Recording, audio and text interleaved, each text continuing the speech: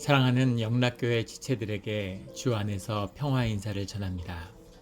오늘은 10월 10일 토요일입니다. 오늘의 묵상 본문은 예레미야 24장 1절로 10절까지의 말씀입니다. 오늘의 본문 말씀 24장 1절부터의 말씀은 이렇게 시작합니다. 바벨론의 느부갓네살 왕이 유다 왕 여호야김의 아들 여고냐와 유다 고관들과 목공들과 철공들을 예루살렘에서 바벨론으로 옮긴 후에 여호와께서 여호와의 성전 앞에 놓인 무화과 두 광주리를 내게 보이셨는데, 이 시기는 이 역사적 사건이 분명한 시간을 알 수 있죠. 2차 예루살렘 침공 주전 597년의 사건을 다루고 있습니다. 여호야김의 아들 여고냐라는 이름은 고니야라는 이름으로 나왔었고, 공식적인 왕의 이름은 여호와긴이죠. 여호와긴 왕 때 2차 예루살렘 침공을 당하고, 그때 고관들과 목공 철공들은 지금으로 말하면 과학기술자들, 최고의 엘리트들을 이야기하는 거죠. 그들이 모두 예루살렘으로 붙들려간 그 일 직후에 주님께서 이 예레미야에게 새로운 환상을 보여주셨다는 겁니다. 계시적인 환상이죠. 성전 앞에 놓인 무화과 두 광주리를 보여주셨다는 거죠. 이 무화과 두 광주리가 성전 앞에 놓였다라고 하는 것은 실제 놓인 것이 아니고 환상으로 보인 거지만, 그 상징적인 의미 가운데에서는 주님께 드려진 주님의 것이라고 하는 그런 의미가 놓여 있죠. 주님께 구속된 것, 주님 앞에 드려진 것, 그 무화과의 두 광주리가 그 앞에 있다는 겁니다.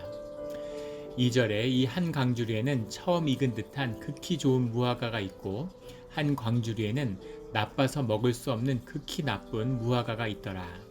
그 두 광주리, 한 광주리에는 너무 잘 익은 무화과가 있고, 포도와 무화과라고 하는 것은 주님의 축복, 주 안에서의 결실, 이런 것을 상징하는 것인데, 아주 좋은 무화과와 아주 나쁜 무화과, 그 두 종류가 그 광주리 안에서 구별되어 있더라는 겁니다. 3절에 여호와께서 내게 이르시되 예레미야야, 내가 무엇을 보느냐 하시매, 내가 대답하되 무화과이온데 그 좋은 무화과는 극히 좋고 그 나쁜 것은 아주 나빠서 먹을 수 없게 나쁘니이다. 먹을 수 없을 만큼 썩어 문드러진 그런 아주 나쁜 무화과가 있고, 좋은 무화과는 가까이서 보니까 더 좋더라는 거죠. 그 두 가지가 이렇게 완연히 다른 무화과가 있습니다 라는 것을 주님께 예레미야가 고백하고 있습니다. 4절에 여호와의 말씀이 또 내게 임하니라. 이르시되 이스라엘 하나님 여호와께서 이와 같이 말씀하시니라. 내가 이곳에서 옮겨 갈대인의 땅에 이르게 한 유다 포로를 이 좋은 무화과 같이 잘 돌볼 것이라. 이 좋은 무화과는 포로가 돼서 바벨론의 유수, 바벨론 땅에 노예로 끌려갔던 사람들, 그 사람들은 이 좋은 무화과라는 거죠. 이 좋은 무화과처럼 구별된 자들이고, 그리고 예루살렘의 남은 자들, 그리고 뒤에 나오는 애굽 땅으로 도망친 자들, 이들은 극히 나쁜 무화과다. 이렇게 주님이 말씀하고 계시는 겁니다. 그럼 우리가 여기서 가지게 되는 의문은, 주님이 좋은 사람을 골라서 바벨론의 노예로 끌려갔을까? 그랬을까요? 나쁜 사람들은 남고 나쁜 사람들은 유다로 애굽으로 도망갔을까? 그렇지 않다는 겁니다. 주님이 앞서서 예레미야를 통해서 선포하신 것처럼 예루살렘에 있던 모든 자들이 범죄한 자여 죄악된 자들이죠. 그들이 모두 나쁜 무화과입니다. 그런데 주님이 그들을 두 무리로 구별한 거죠. 주님께 구별된 자들, 주님께 순종하고 노예로 끌려간 자들, 그 자들이 노예로 끌려가서 주님의 연단 가운데 있었기 때문에 그들의 안에서 회복이 일어나는 거죠. 그들 안에서 회개가 일어나는 겁니다. 그래서 주님께 돌아오고 나중에 다시 예루살렘의 성전을 사모하는 자들이 되고 예루살렘에 돌아오는 자들이 되는 거죠. 남은 자들의 역사가 그 주님의 연단 가운데, 광야의 길 가운데 이루어져 가는 것이죠. 이것이 주님이 말씀하시는 5절에 좋은 무화과 같이 잘 돌볼 것이라. 주님이 잘 돌보는 것입니다. 노예에 끌려가서 고생하고 힘들고 하는 것이 사실은 주님이 아주 잘 케어를 해주시는 거죠. 그렇게 케어를 받아야 우리의 심령이 돌이켜지고 심령이 살아나는 겁니다. 육신이 고돼야 우리 마음의 잡념이 사라지죠. 아마 이제 기도를 해보거나 묵상의 시간을 구별해서 갖는 분들은 아마 그런 걸 경험하실 겁니다. 조용히 침묵 기도를 드리려고 하고 말씀을 붙잡으려고 하고 하면 그게 잘 안 되죠. 계속 잡념이 떠오르고 계속 생각이 떠오르는데 우리가 묵상을 하면서 기도를 하면서 배우는 한 가지, 새벽 기도를 쭉 해본 분들도 이제 그것을 알죠. 새벽이 그래도 기도하기 제일 좋은 시간인데 왜냐면 아직 의식이 잘 깨어나지 않았기 때문입니다. 그래서 끝없는 생각이 우리의 머릿속을 맴도는 것을 경험하게 되죠. 그런데 거기서 중요한 비밀을 알게 되는데 우리가 생각을 컨트롤할 수 없다는 겁니다. 마치 계곡에서 물이 흘러나와서 흘러나가는 것처럼 흘러들어와서 생각이라는 것이 끊임없이 우리의 머리에 맴돌게 돼요. 그래서 생각을 컨트롤할 수 없다는 것이 우리가 우리 심령 가운데 깨달아야 할 가장 중요한 비밀의 가운데 하나죠. 그래서 생각을 다스리는 것은 우리가 주님께 포커스를 맞추는 것이고 또 그것을 위한 가장 좋은 훈련은 육신을 고되게 하는 겁니다. 몸을 움직이면 생각이 잦아들죠. 우리의 몸이라고 하는 그 실제에 우리의 모든 사고의 포커스가 맞춰지기 때문에 잡생각이 사라지는 겁니다. 그래서 수도원 같은 데서 수도 생활을 하는 사람들이 계속 노동을 하죠. 그것이 마음을 다스리는 훈련이기 때문이죠. 그래서 주님이 우리의 육신을 다룸으로 우리의 삶의 이 껍데기를 다룸으로 해서 우리의 마음, 영과 육이 하나이기 때문에 영을 다스리시는 거죠. 그래서 우리의 고난과 우리의 이 겪는 어려움, 고통이 우리의 심령을 돌이키시고 돌보시는 주님의 돌봄이라고 하는 것을 우리는 보게 됩니다. 우리가 고난을 주 안에서 달게 받는 것이죠.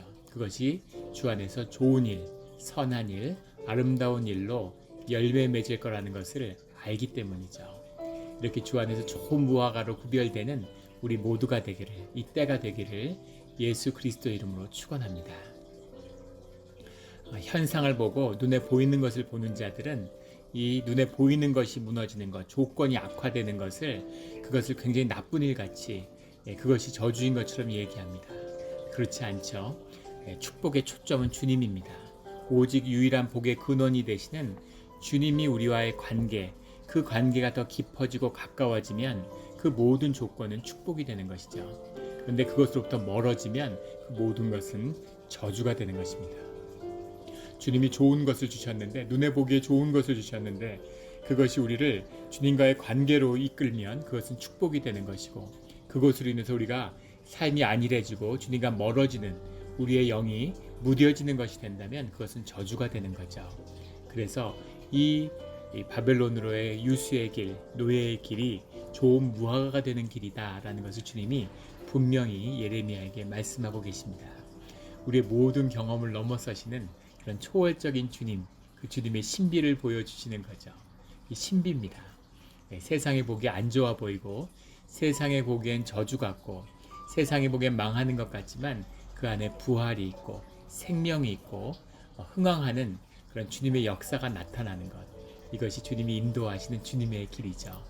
세상은 모르는, 세상에 감추어져 있는 그런 주님의 길입니다. 이 길을 가는, 이것을 보는 우리 성도님들이 되시기를 주의 이름으로 축원합니다. 6절에 내가 그들을 돌아보아 좋게 하여 다시 이 땅으로 인도하여 세우고 헐지 아니하며 심고 뽑지 아니하겠고, 그들을 돌보아서 다시 좋게 하신다는 거죠. 그리고 때가 되면 이 땅으로 다시 데려오시겠다라고 주님이 이미 예레미야에게 말씀하고 계시는 겁니다. 세우고 헐지 아니하며, 세우고 헐지 않는 것은 집의 비유죠. 집을 짓고 헐지 않는, 주님이 집으로 다윗의 집 이런 것처럼 집을 하나님의 축복의 그런 도구로 말씀하세요. 집이라고 하는 것은 가족을 의미하는 것이죠. 나라라는 표현을 쓸 때는 성경에서 나라라고 하는 것은 주님의 통치입니다. 눈에 보이는 무슨 이런 권세와 국가나 영토가 아니라 주님의 통치가 임하는 것이 주님의 나라고, 그 주님의 통치 가운데 주님의 의지하는 주님의 자녀, 주님의 백성이 되는, 주님의 가족이 되는 것, 이것이 주님의 집이죠. 집이라는 것은 이 구약 전체를 통해서 굉장히 중요한 비유입니다. 세우고 헐지 아니하며 라고 하는 것이 주님이 집을 세우시겠다는 비유죠. 그 다음에 심고 뽑지 아니하겠다. 심고 뽑는다는 것은 생명이죠. 나무와 생명의 나무, 생물을 의미하는 것이죠. 그것을 깊이 뿌리 내리는 씨앗의 역사를 말씀하시는 겁니다. 심고서 뽑지 아니하겠다. 그것이 뿌리 내리고 뿌리로 자라나는 거죠. 주님의 역사는 씨앗의 역사입니다. 우리가 여러 차례 나눈 적이 있지만 주님은 늘 우리에게 씨앗의 역사를 시작하세요. 예. 마귀는 항상 우리에게 열매의 역사로 다가옵니다. 열매를 주겠다는 거죠. 우리가 열매를 먹고 싶은데 열매를 주니까 너무 좋은 거죠. 하지만 그 열매를 먹는 순간 그 열매의 종이 되는 겁니다. 열매가 없이 못 살고 내가 열매 맺지 못하기 때문에 내 안에 생명이 없기 때문에 열매에 휘둘리게 되는 거죠. 근데 주님은 씨앗을 우리에게 주시는 거예요. 씨앗은 이게 정말 축복인가 싶을 정도로 아무것도 없는 작은 것. 지금 주님 열매를 주셔도 될까 말까인데 씨앗을 주시면 어떡합니까? 그런데 씨앗으로 시작하는 거죠. 씨앗을 심고 그 다음에 땀을 흘리고 눈물을 흘리며 씨를 뿌려서 그것이 뿌리 내려서 가지가 자라고 줄기가 자라고 가지가 자라고 잎사귀가 자라고 열매가 맺을 때 30배, 60배, 100배의 열매가 우리에게 주어지는 거죠. 자자손손이 누리는 그런 하나님의 축복으로 우리의 것으로 다스리는 권세와 더불어 우리의 것으로 주시는 겁니다. 이것이 생명의 역사고 씨앗의 역사죠. 이 생명의 역사의 주인공이 되는 우리 모두가 되기를 예수 그리스도의 이름으로 축원합니다. 그래서 주님의 축복은 세상의 눈으로 보면 별거 아닌 것처럼 보이죠. 하지만 이것이 귀한 역사, 부흥의 역사의 시작입니다. 이것을 붙들어야 되는 거죠. 주님이 세우고 헐지 아니하고 심고 뽑지 아니하는 그런 생명의 역사, 주님의 집을 세우는 그런 역사를 이 구별된 좋은 무화과의 열매 가운데 시작하시겠다 이렇게 말씀하고 계시는 겁니다. 7절에 내가 여호와인 줄 아는 마음을 그들에게 주어서 그들이 전심으로 내게 돌아오게 하리니, 그것이 주님이 이 바벨론의 유수를 통해서 이루고자 하시는 그 하나의 주님이 사역이 바로 이 마음을 주시는 거예요. 전심과 마음, 다 마음입니다. 마음이라고 하는 건 레브란 말인데 레바브라는 말에서 왔죠. 마음이죠. 말 그대로 전심은 베칼레브, 온 마음이란 뜻입니다. 온 마음, 그들이 온 마음으로 내게 돌아오게 하는 것, 전심으로 기도하고 전심으로 예배드리는 거죠. 주님 앞에 마음이 하나 되는 것, 이것이 예배죠. 이것이 진실함의 비밀입니다. 자원하는 심령의 비밀이죠. 21세기에 뇌과학이 발달하면서 우리의 그 정신세계, 마인드에 대한 연구들이 많이 이루어졌는데, 우리 마음이 여러 마음이, 예전에는 우리가 이제 뭐 세상에 속아서도 그렇지만 하나의 마음이 있는 줄 알았죠. 우리 에고에 속아 있으니까 에고가 난 줄 알았습니다. 그런데 에고라는 건 거짓이고 우리 안에 많은 여러 마음이 있다는 것, 그 여러 마음을 의식적으로 통합해서 하나의 나로 받아들이는 것, 내가 나라고 생각하는 것, 이것이 에고죠. 그 에고는 분명한 거짓입니다. 우리 안에는 여러 마음이 있는 거죠. 선한 마음도 있고 악한 마음도 있고 겸손한 마음도 있고 욕심내는 마음도 있습니다. 그런데 그 마음 모든 것을 주님 앞에 내어드리는 거죠. 그때 주님이 우리에게 주님의 마음을 주시는 겁니다. 주님이 우리의 속사람이 되어 주시는 거죠. 그 마음이 우리 마음의 중심이 될 때 그 마음이 우리의 온 마음을 하나로 묶는 거죠. 그것이 전심입니다. 베칼레브인 거죠. 그 마음으로 주님께 드려지는 예배, 그 마음 속에는 주님을 향한 우리의 의식적인 통합이 물론 들어있죠. 우리의 의식적인 결단이 들어있습니다. 그러나 그 의식적인 결단이라는 것의 중심은 주님이 주신 마음이죠. 이것이 속사람의 비밀입니다. 그래서 우리를 돌이키는, 우리가 전심으로 주님께 돌아갈 수 있는 그 역사는 주님이 이루시는 겁니다. 주님이 하시는 거죠. 내가 하는 것, 내가 만들어서 내 에고가 주님을 섬기고 내 에고가 주님께 의지하고 내 에고가 주님을 높이는 것, 이거는 경배도 찬양도 예배도 아닙니다. 그것은 거짓인 거죠. 그것이 바리새인들과 종교인들, 제사장들이 주님께 버림받은 내 성에서 내 집에서 악한 것을 내가 보았다라는 비밀입니다. 예배가 눈에 보이는 예배가 역사상 가장 아름다웠던 때가 16세기라고 그러죠. 16세기에 가톨릭 로마 교회의 예배가 역사상 가장 웅장하고 최고의 찬양이 내가 있고 가장 규모가 크고 그런 예배를 주님께 드렸는데 16세기의 교회가 역사상 가장 썩었던 교회죠. 가장 타락했던 교회고 주님이 그 교회를 깨버리셨습니다.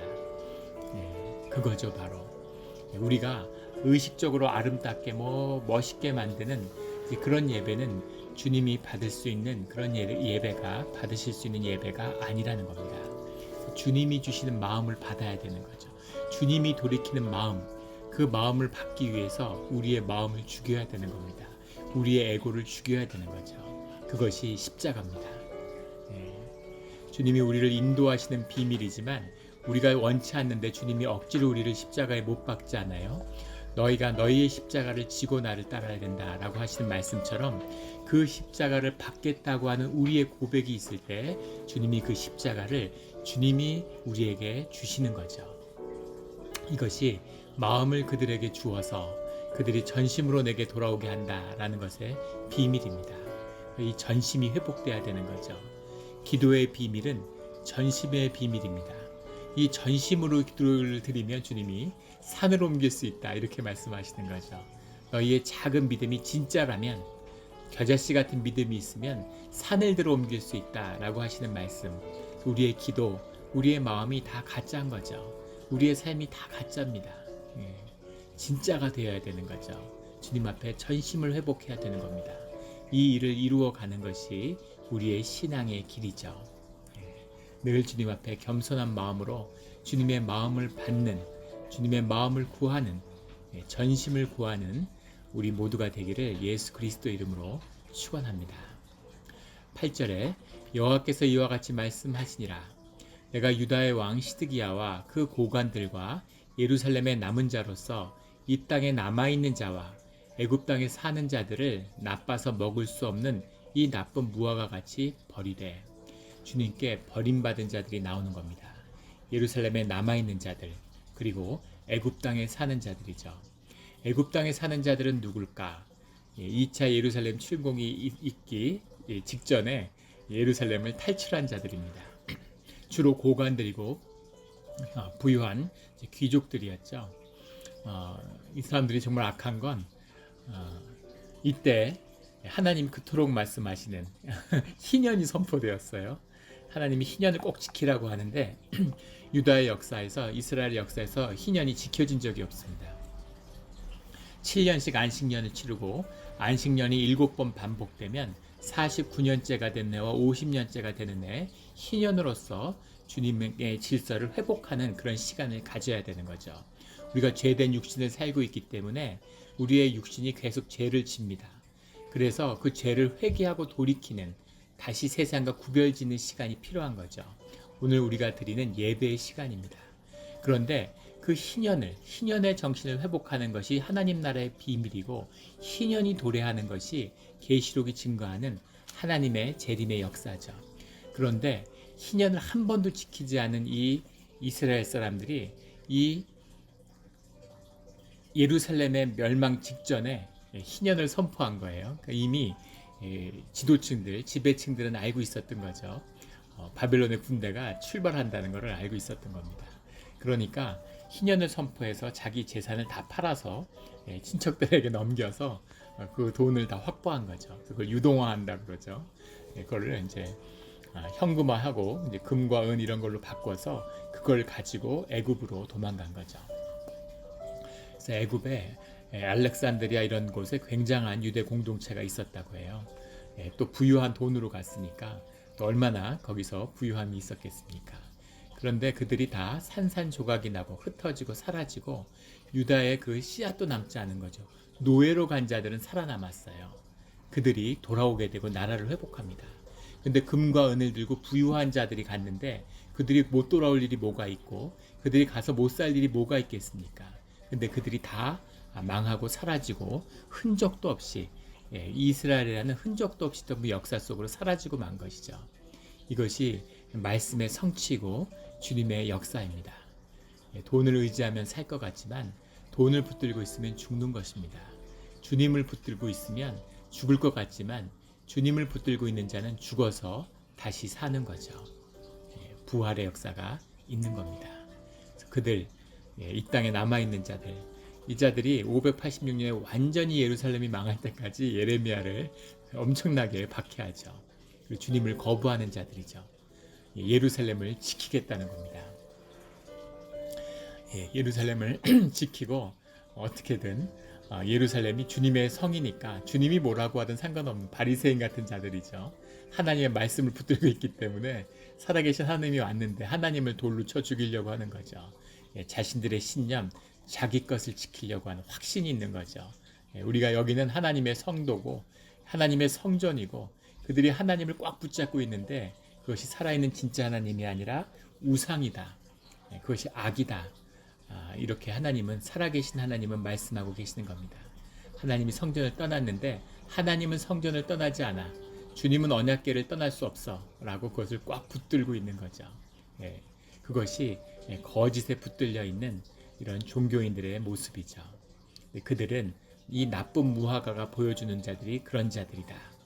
실제는 하나님을 거역하는 자들, 하나님의 성도인 예루살렘은 망할 수 없다고 거기를 지키고 있는 자들, 그리고 실제는 돈을 섬기고 있기 때문에 뒤로는 돈을 챙기고 희년을 통해서 애굽으로 도망간 자들, 이런 자들은 다 나쁜 무화과처럼 주님이 버린다는 거죠. 주님이 버렸다는 뜻은 무서운 말씀이죠. 세상에서 망한다는 얘기가 아닙니다. 무슨 집 잃고 그들도 갔는데 잘 살지 못한다 이런 얘기가 아니에요. 주님이 영원히 주님과 무관한 주님께 버림받은 자들, 무적행에 던져진 자들이 되었다라는 겁니다. 살아서 악을 행할 수도 있고 살아서 죄를 행할 수도 있죠. 회개하고 주님께 돌아오고 주님을 향해 가는 길을 걸어가는 것입니다. 그런데 구원의 희망이 없는 너희들이 저지른 죄는 두 번 다시 영원히 구원받을 수 없다. 이것이 주님이 버렸다는 뜻이죠. 그럼 버림받은 자들이 되었다는 겁니다. 비극적인 이야기죠. 무서운 이야기입니다. 우리가 늘 주님을 경외하고 두려움으로 주님 앞에 나아갈 수밖에 없는 것이죠. 오직 주님만 두려워함으로 세상을 이기는 우리 성도님들이 되시기를 주의 이름으로 축원합니다. 9절에 세상의 모든 나라 가운데 흩어서 그들에게 환난을 당하게 할 것이며 또 그들에게 내가 쫓아보낼 모든 곳에서 부끄러움을 당하게 하며 말거리가 되게 하며 조롱과 저주를 받게 할 것이며 부끄러움, 말거리, 가십이 된다는 거죠.